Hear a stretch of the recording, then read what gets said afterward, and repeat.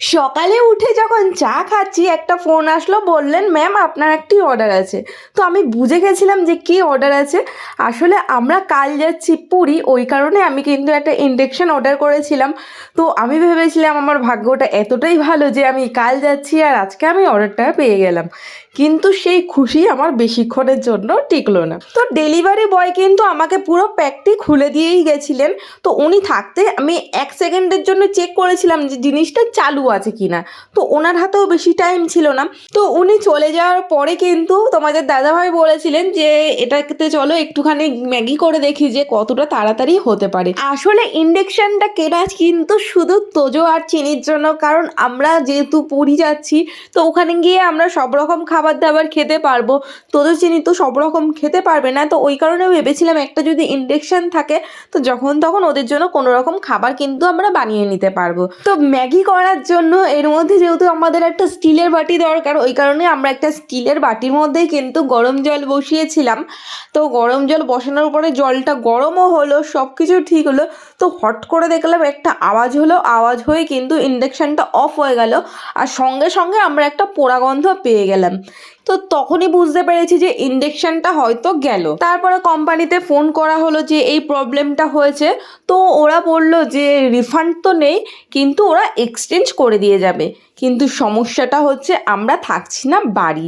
তো তার জন্য আমার পিসি শাশুড়ির ঘরে কিন্তু আমি ইন্ডাকশানটা রেখে দিয়ে গেছিলাম। তারপরে আমি যখন টিভি চালাতে যাচ্ছি তো তখন গিয়ে দেখছি টিভিটাও চলছে না। তো আমি ভাবলাম কি ইন্ডাকশানের সাথে সাথে কি আমার টিভিটাও নষ্ট হয়ে গেল। আর সেই সময় তোমাদের দাদাভাইও বাড়ি ছিল না। তো সঙ্গে সঙ্গে ওকে আমি ফোন করলাম যে টিভিটাও চলছে না, টিভিটাও মনে হচ্ছে খারাপ হয়ে গেছে। তো ও বলল ঘরে দেখো দুটো সুইচ আছে, তো সেই দুটো সুইচ নেমে গেছে কিনা। তো আমি বললাম হ্যাঁ নেমে গেছে। তো ও বললো তুলে দিয়ে দেখো টিভিটা চলছে কিনা। তো আমি দেখলাম হ্যাঁ টিভি চলছে। ও বললো তাহলে হয়তো ওই সুইচটা পড়ে গেছিলো দেখেই হয়তো ঠিকঠাক চলছে না। তো তারপরে আমি কি করলাম, পিসি শাশুড়ির ঘর থেকে আবার আমি ইন্ডাকশানটা নিয়ে আসলাম, দিয়ে নিচের ঘরে মানে আমার শ্বশুর শাশুড়ির ঘরে আর কি ইন্ডাকশানটা লাগালাম। দিয়ে ওটা লাগানোর সঙ্গে সঙ্গে আমাদের পুরো বাড়ির লাইন উড়ে গেল। তো যাই হোক ইনভার্টারে গিয়ে একটুখানি খোঁচাখুচি করাতে লাইন চলে আসলো। কিন্তু প্রবলেমটা আমাদের হলো মেন শোয়ার সময় রাতের বেলা। তো হট করে দেখলাম আমরা সবাই প্রায় শুয়ে পড়েছি, তখন দেখলাম কারেন্ট চলে গেছে। আমাদের যেহেতু ইনভার্টার আছে ওই কারণে তো কারেন্ট যাওয়ার কোনো ব্যাপারই নেই। তো যাই হোক তারপরে আবার ইনভার্টারে গিয়ে খোঁচাখুচি করা হলো, কোনো মতেই কোনো কিছু ঠিকঠাক করা গেল না। আর রাতে মোটামুটি গরম ছিল, তো পাখা ছাড়া তো শোয়া যাবেই না কোনো মতে। ভাগ্যিস তোজস্বিনী আগেই ঘুমিয়ে পড়েছিল।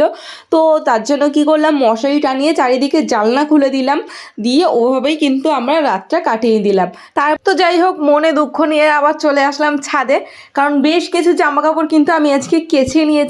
কারণ যেহেতু কাল পুরী চলে যাচ্ছি তো জামাকাপড় বা ঘরদোর তো আর অপরিষ্কার রেখে যাওয়া যায় না। তো ওই কারণে ভাবলাম কাজ আজকে আমি যতটা পারবো এগিয়ে রাখবো। কিন্তু তার মধ্যেও একটা আমার প্রবলেম ছিল। প্রবলেমটা হচ্ছে তারপরে আমরা চলে গেছিলাম আমার বোনের বাড়ি।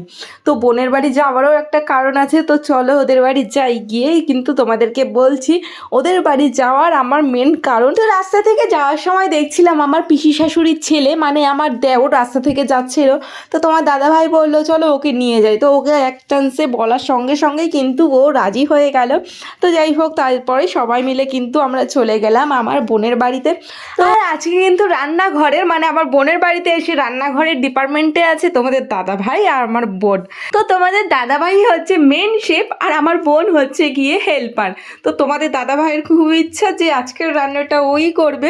তবে আজকে রান্না বান্না করে খেয়ে দিয়ে উঠতে উঠতে যে এতটা সময় চলে যাবে তা বুঝতে পারিনি। তো এখানে দেখো তোমাদের দাদাভাই কিন্তু এখন মাটন কষিয়ে নিচ্ছে। তবে মাটনটা আজকে খেতে কিন্তু দারুণ হয়েছিল, সবার মুখেই খুবই ভালো লেগেছে। তো যাই হোক তারপরে এখন দেখো আমরা কিন্তু বেরিয়ে যাচ্ছি। তো বোনের বাড়ি আসার মেন কারণ হচ্ছে আমার এই খরগোশগুলো।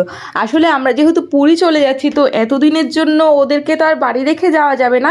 তো ওই কারণে কিন্তু এদের জন্যই মেন আসা আমার বোনের বাড়িতে। তো ওদেরকে রেখে গেলাম। তো যাওয়ার সময় কিন্তু আমার খুব কষ্ট হচ্ছিল। কষ্ট এই কারণেই হচ্ছিল যে এতদিন মানে ওরা যবে থেকে আমার কাছে এসেছে একদিনও কিন্তু আমি ওদেরকে ছাড়া থাকিনি।